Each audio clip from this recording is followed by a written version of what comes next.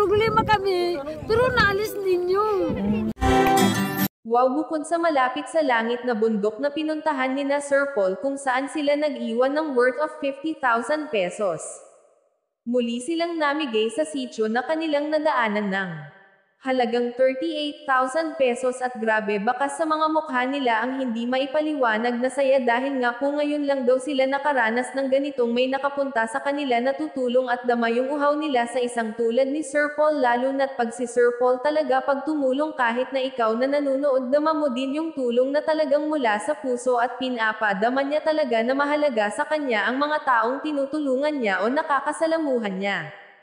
Hiling pa ng isang ginang sana balikan pa daw ng naturang vlogger sila dahil sa sandaling nakasama daw nila ito kahit may problema daw sila na wala nang dahil kay Sir Paul. Grabe para kay Sir Paul nakakataba ng puso yung ganun na marinig mo sa isang tao.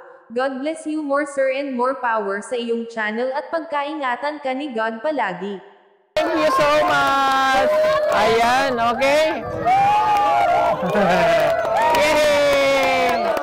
Okay, at salamat po sa lahat ng charity viewers natin na nanonood. Yan, galing po sa kanila ito. Sa lahat ng nanonood po at hindi nag-skip ng ads, babalik kami. Kayo lang ang punta sa amin na makabigay ng ganun na tulong. Ganun na tulong.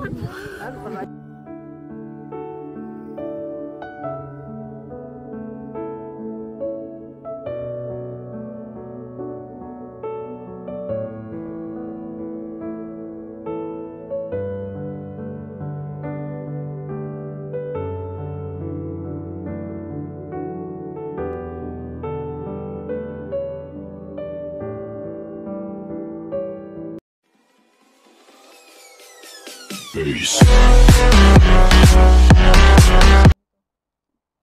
Okay na po? Ingat po kayo.